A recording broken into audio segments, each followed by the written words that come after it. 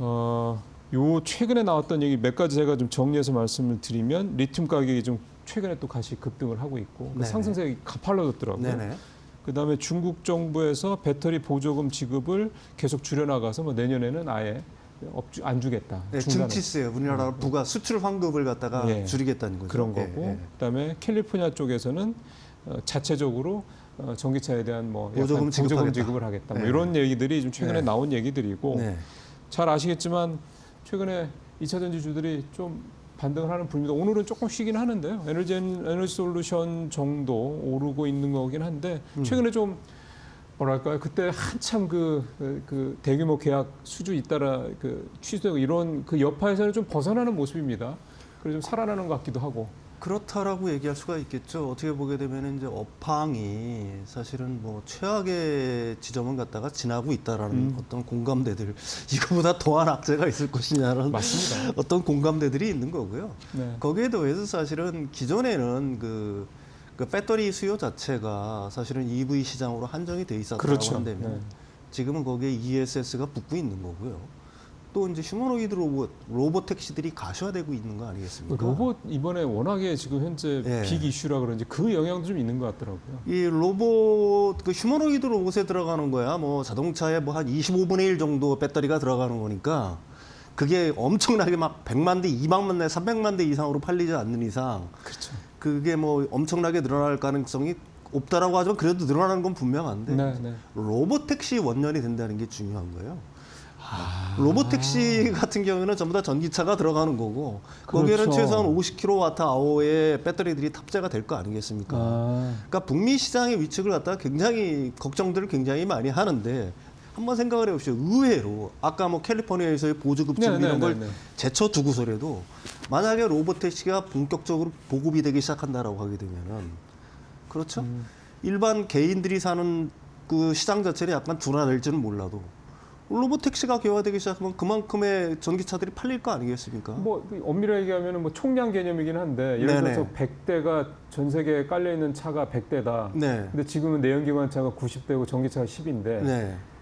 만약에 로봇택시가 활성화가 되면 네. 전기차를 살 사람들이 전기차 굳이 안 사고 그냥 로봇택시 타지 하더라도 결국은 총량은 늘어난다는 얘기가 되는 그렇죠. 거니까. 결국 이제 로봇 택시가 제일 먼저 구현이 될 나라는 서구에서는 사실은 미국이지 않습니까? 그렇죠. 제일 큰 시장이죠. 그러니까 미국의 어떤 전기차의 어떤 둔화를 갖다가 굉장히 염려를 하는데 생각보다 그렇게 둔화폭은 그렇게 크지는 않을 거다. 총량으로 보면 저는 그렇게 생각을 하고 있어요. 예. 네.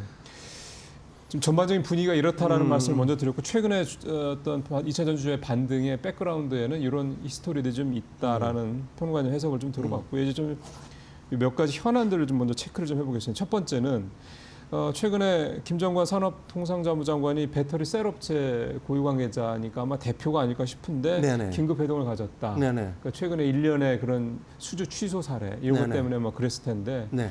뭐 논의가 좀 됐을 텐데요. 네. 저 같은 사람들 입장에서 봤을 때는 아니, 모이는 거는 좋은데 네. 모양은 좋은데 뭐 네. 손에 잡히는 게 뭐 나오겠어 이런 생각이 좀 언뜻 들어서요. 글쎄요, 그게 뭐 그 산업부 장관이든지 그게 뭐 어떤 현안을 갖고 있는 장관들은 현 정부 들어가지고 그 뭐라고 할까요, 기업들과의 모임이 상당히 좀 잦은 편인 것 같아요. 아, 되게 현장의 현안이 목소리를 있을 때마다 들으려고 한다. 적극적으로 들으려고 하는 거고 네. 산업부 장관 자체가 또 현장에 있던 분이시니까. 아, 그렇죠. 예. 그러니까 그만큼 그런 걸 갖다가 이제 어떻게 보게 되면 긍정적으로 봐야 된다는 건 분명한 사실 같아요. 네. 다만 뭐 이제 현안들은 있었죠. 계속해서 뭐 말씀드린 것처럼 가령 뭐 포스코 퓨처엠이라든가 LNF의 양극재 이미 다 지난 과거의 일이지만 있었던 일인데도. 네. 어쨌든 그게 악재로 부각이 됐었고. 또 뭐 LG엔솔 같은 경우에는 그 포드 같은 경우에서 그다음에 FBPS 같은 경우에서 수주 취소가 있지 않았습니까? 그게 한 10조 원 정도 되고 하니까 그런 어떤 현안들 이게 이제 굉장히 어떤 다급한 상황이다라는 어떤 상황 인식들은 있었을 것 같고요.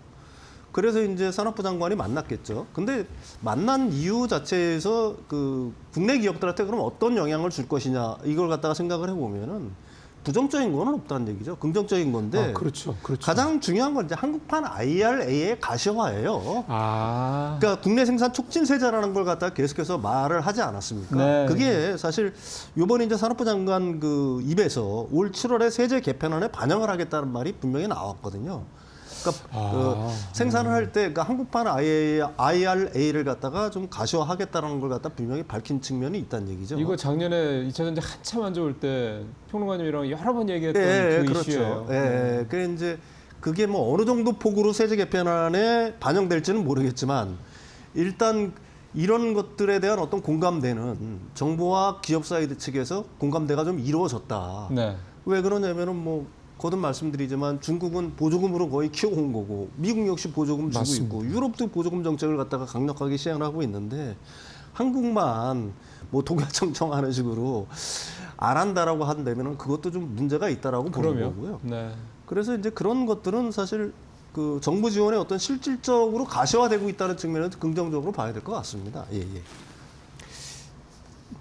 진짜 이 IRA 이거는 물론 정도의 차이는 있더라도 일단은 뭔가가 만들어지고 그다음에 추가 하금 이런 부분들은 그래도 덜 힘든 거니까 이 부분은 진짜 하루라도 빨리 좀 돼야 될 것 같습니다. 왜냐하면 글로벌하게 좀 반도체 이게 배터리와 관련해서 확실한 어떤 그런 뭐 어떤 시스템이나 기술이 이런 걸 구축하고 있는 데가 결국 우리하고 중국밖에 없는 건데 우리가 만약에 잘 안 도와줘서 우리 기업들이 자꾸 경쟁력이 밀려난다 그러면 이거는 좀 아니죠. 이건 근본적으로 해결을 해야 될 문제인 것 같습니다.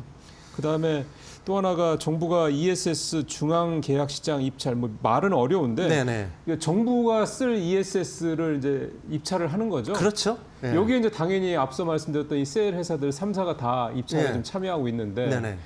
이게 이제 굉장히 뭐 거의 뭐 사활을 걸고 달려든다라는 얘기가 업계에서 나올 정도로 네. 치열하다고 얘기를 해요. 한 네. 1조 원 규모라고 하던데 네. 이게 1조 원이라고 하면 뭐 사실 규모가 그렇게 큰 것도 아니지 않나 생각이 드는데도 이렇게까지 사활을 건다는 얘기가 나오는 이유가 있을 것 같습니다. 이게 2038년까지 계속되는 거예요. 전력 수급 그 계획안에 포함이 돼 있어가지고 네. 그래서 이게 매년 연평균으로 따지면 2.7조 원씩 입찰이 이루어지는 겁니다. 아 매년 매년 한 번에 2.7조가 연평균으로 아니라. 한 번이 아니라 1차 지금 2차고요. 그다음에 이제 올해 또 있을 거예요. 이 입찰이 이게 올해 끝나는 게 아니에요. 이제 시작하는 겁니다. 아, 그 작년에 삼성 SDI가 딴 거는 그렇죠. 일종의 1차. 1차고. 네, 그다음에 이제 그러니까 연평균으로 따지면 매년 한 2.5조 원 정도 이상이 되는 거예요. 이게 그 셀사 입장에서 보면 적은 시장 규모는 아니죠. 그리고 2038년까지라면 대략 한 13년 남은 건데 올해부터 따지면 그렇죠. 매년 2.5조라고 그러면 2조만 해도 그렇죠. 거의 한 30조 가까이 된다는 얘기잖아요. 아이고, 그리고 큰 30조 규모 거네요, 훨씬 넘죠. 굉장히. 이게 엄청나게 예. 크죠. 근데 이게 국가 전체적으로 보면은 가령 뭐 지금 뭐라고 할까요? 중국이 국가 정책으로 쓰는 거, 미국이 국가 정책으로 쓰는 ESS 확대 정책에 비하면은 그렇게 많은 것도 아니에요, 사실은. 이거 왜 이렇게 많이 필요한가는 제가 뒤에서 설명을 드릴 텐데 네. 일단 셀사 입장에서 보면은 지금 가뭄에 담비잖아요. 그러면. 안정적인 수익을 갖다가 기대할 수 있는 거 아니겠습니까? 네. 그다음에 이게 단순히 쌀만 납품하는 게 아니에요. 시스템 통합으로 이제 뭐라고 할까요? 그런 레퍼런스를 가질 수 있다는 얘기입니다. 그렇죠. 그러니까 ESS를 설계하고요. 그다음에 운영하고 유지 보수까지 이걸 갖다 시스템 통합이라고 보통 얘기를 하는 거거든요. 예. 그러니까 셀만 팔았을 때는 킬로와트 아워당 달러로 하면 100달러 정도 되는데 예. 이걸 시스템 통합으로 가게 되면 150, 170달러까지 높아져요. 예. 그러니까 그 셀사 입장에서는 이제 시스템 통합으로 한 걸음 더 갈 수가 있는 그러네요. 거죠. 네. 그다음에 이제 또 하나는 뭐냐면 레퍼런스를 갖다가 뭐 획득할 수 있다는 거지 않습니까? 정부 국내. 거를 우리가 땄다. 네. 그다음에 또 하나는 이게 이제 보통 LFP 기반으로 가잖아요. 작년에 삼성 SDI는 네, NCA를 3원계로 했죠. 뺐더라고요. 예. 근데 이제 그 어떻게 보면 LFP가 어떻게 전부 다들 국내에서 이제 생산하려고 하고 있는 거니까. 그렇죠, 그렇죠. 그거는 왜 그러면 국내에서 생산을 안 했기 때문에 그래요. ESS를. 당시에 삼성 SDI는 국내 생산 기반이 있었는데 네. LG 에너지 솔루션 같은 경우에는 중국에서 들어온 거였고 그다음에 SK온 같은 경우도 ESS를 갖다가 기반 자체가 없었으니까.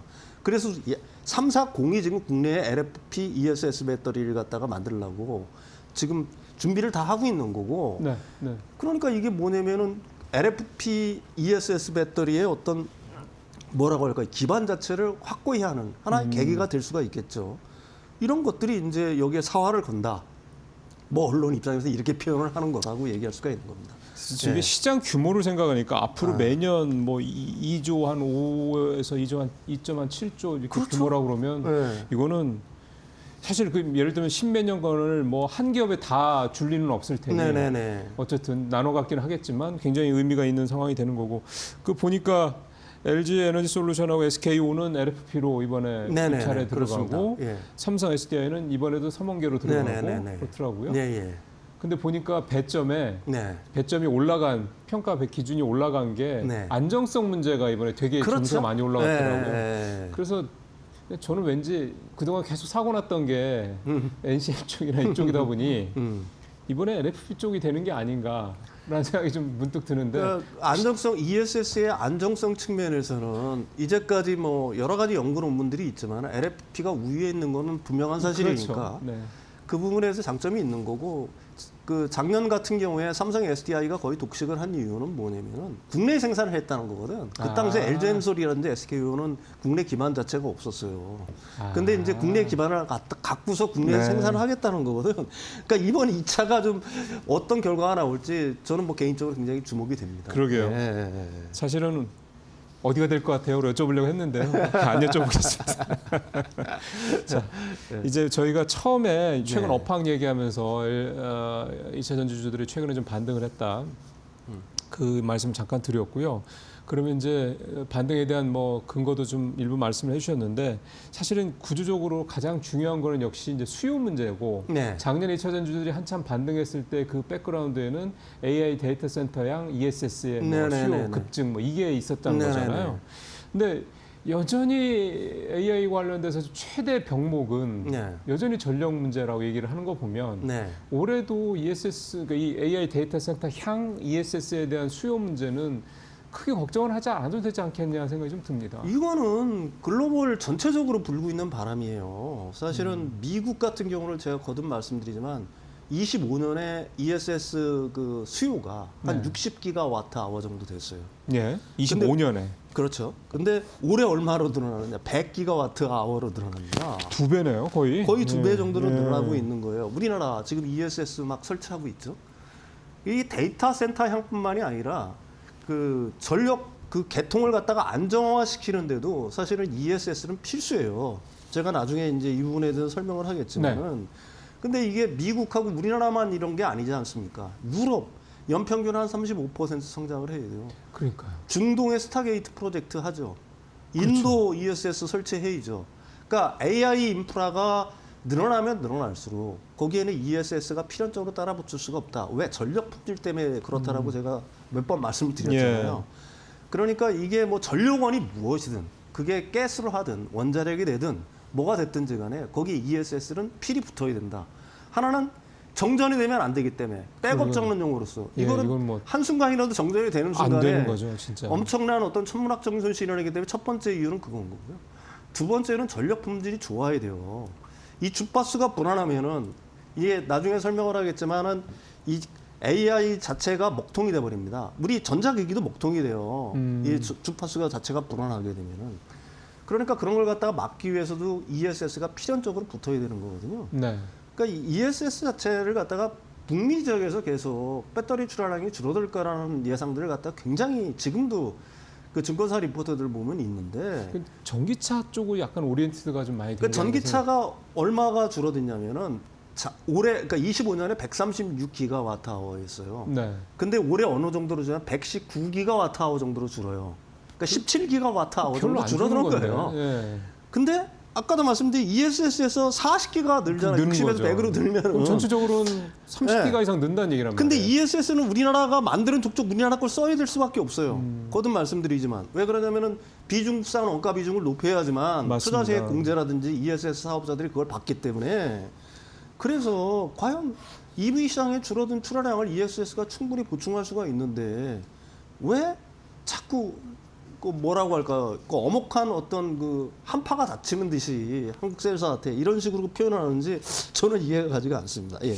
그 또 하나의 아마 그런 백그라운드에는 그것도 있는 것 같아요. 네. 그러니까 결국 ESS는 나중에 그러니까 SMR이나 네. 뭐 원전이나 대형 네. 원전이나 이게 한 7, 8년에서 10년 정도 걸리는 작업이니 네네네. 그때까지 소위 말하는 약간의 임시 변통, 미봉책 개념이 아니냐. 그러니까 한시적인 어떤 그런 게 아니냐. 이런 식에 대한 인식도 있지 않느냐 예. 생각이 좀 드는데 예. 좀 전에 말씀하신 네. 그러니까 AI 데이터 센터가 한순간도 멈춰서는 안 된다라는 거고 네, 그다음에 또 AI 데이터 센터의 특징 중에 하나가 네. 이 추론 과정에서 어쩔 때는 그 전력을 확 쓰다가 어쩔 그렇죠. 때는 거의 안 써. 이런 네네. 굉장히 이게 불규칙하다는 거죠. 네네네. 이런 것들 때문이라도 굉장히 안정적인 전력 어떤 소스가 필요하다라는 그 측면이 큰 건데 네. 그런 거 생각하면은 그게 ESS인 거잖아요. 네네 그렇습니다. 그 다음에 반드시 AI 데이터 센터가 아니더라도요 전력 개통 안정화를 위해서는 ESS가 필수적인 거예요. 무슨 얘기인지 대통 안정화. 이게 이 주파수라는 게 우리는 60Hz를 쓰지 않습니까? 예. 그러니까 발전량하고 수요가 일치를 해야 돼요. 예. 근데 무슨 이유에서인지 발전량이 떨어진다. 그럼 주파수가 낮아지겠죠. 발전량이 갖다가 수요보다 이 발전량이 떨어지면 주파수가 낮아지면 어떤 현상이 되느냐? 아까도 말씀드렸듯이 컨베이어 벨트가 멈추고 네. 가령 뭐 컴프레서가 작동을 갖다가 둔화하고 네. 그 모든 전자기기들의 작동이 굉장히 둔화하는 현상이 발생해요. 여기서 더 나가면은 발전기 터빈에 무리가 생길 거 아닙니까? 그러니까 터빈을 갖다 보호하기 위해서 발전기가 전력원에서 자체적으로 셧다운을 시켜버려요. 이런 것들이 연쇄적으로 발생하면 그게 블랙아웃이 되는 거예요. 그렇죠. 네. 그래서 AI 데이터 센터에도 필수지만 전력 개통 안정화에 ESS가 필수적이기 때문에 한전에서 따로 지금 ESS 지금 중앙 그 시장 말고요. 중앙 공급 계약 시장 말고 한전에서 계속해서 전력 개통 안정화로 ESS 입찰을 갖다가 계속해서 시행을 하고 있어요. 그거는 이번에 LG엔솔이 됐고요. 그게 이제 수백억 단위로 계속해서 하고 있는 건데 거듭 말씀드리지만 네. SMR이 되든 원전이 되든 아니면 풍력이든 태양광이 되든 전력원이 뭐가 됐든지 간에 ESS는 앞으로의 세상에서 필수인 세상이 될 수밖에 없는 겁니다. 왜 그러냐면 뭐 전동화라는 거는 모든 분명 전기화라는 건 피할 수가 없는 예. 거잖아요. 전기는 앞으로 점점 더 많이 써야 되는데 만약에 이런 식으로 뭐 주파수 불일치가 일어나가지고 블랙아웃 현상이 생긴다. 그게 얼마 전에 스페인에서 네. 일어났던 뭐 그런 현상 거죠. 아니에요? 네네네. 이게 생기면 이건 뭐 말로 표현할 수 없는 어떤 피해가 발생하는 거기 때문에 그런 것들 때문에 ESS가 필요하다는 얘기를 계속해서 드리는 거예요. 예.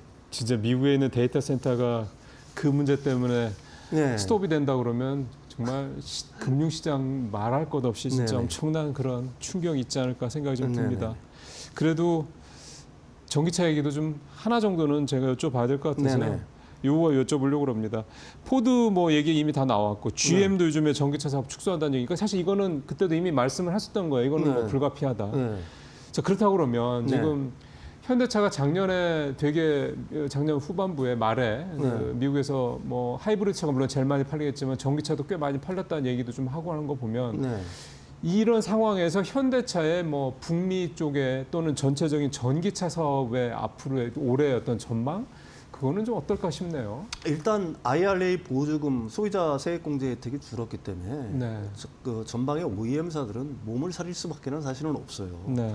근데 그렇다고 해서 완전히 내연차를 회귀할 거냐라는 건 의문이 있는 거예요. 왜 그러냐면은 이제 자율주행 시대가 오고 로보택시 시대가 오는 거 아니겠습니까? 그러니까 말씀하신 대로. 근데 저게 적응 못한 기업들은 다 나중에 적자 생존의 원칙에 도태가 될 수밖에 없는 거예요. 그리고 무엇보다도 올해 전기차가 미국 시장에서 완전히 둔화될 거라고 얘기하지만 올해도 32종이 나옵니다. 신차가. 근데 그 전에 뭐 GM이나 포드 뭐 이런 데서 나오는 게 아니라 기존에 전기차를 안 냈던 벤츠, 도요타, 혼다 이런 회사들이 본격적으로 내기 시작하는 거예요. 아 그래요? 예, 현대차도 한 4종 정도를 내고 있는 거고요. 그러면은 그 지금 내연기관차로 완전히 돌아섰다라고 표현하는 그 뭐라고 할까요? 그런 언론들이 굉장히 많은데 그럴 수가 없다는 걸 이해를 하셔야 됩니다. 그러면은 완전히 도태가 되고 이게 더 이상 그 앞으로의 그 시장에 대응을 할 수가 없다는 얘기를 갖다가 제가 계속 드리는 거고요. 네. 그다음에 현대차 같은 경우도 역시 마찬가지죠. 현대차 같은 경우도 뭐 스케줄 조정은 있을 거예요. 전기차가 안 팔리는데 무조건 그럼요. 전기차를 갖다가 낼 수 있는 건 필요는 아니지 없죠. 않습니까? 네, 네. 다만 올해도 4종 정도를 갖다가 내고 있는 줄 알고 있어요. 가령 저가 전기차, 가령 기아차는 EV2, 그다음에 현대차는 아이오닉 3, 그다음에 완전히 고급 프리미엄 GV90 EV 예. 이런 형식으로 미국 시장에 이제 낼 거라고 저는 생각을 하고 있는 거고요. 현대차는 어쨌든 피지컬 AI로는 진심이에요. 자율주행에서도 피지컬 AI잖아요.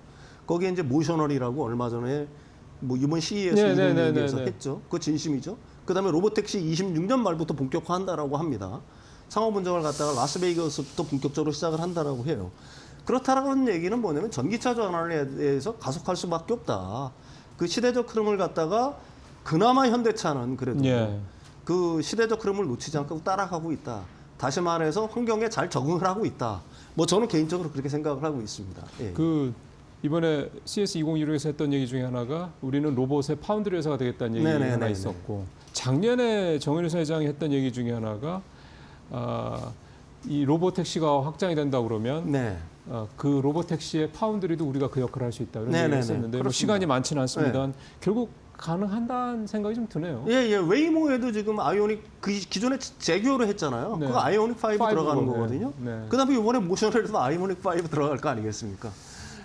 역시 뭐 현대차 같은 경우에는 일단 네. 그 물리적 AI 기업으로 가겠다 이런 의지는 명확한 것 같아요. 예. 참, 애가 현대차 일색이네요. 여러 가지 긍정적인 모멘텀들이 따르고 있는 것 같습니다. 오늘도 윤평론 의원과 말씀 마무리하겠습니다. 말씀 잘 들었습니다.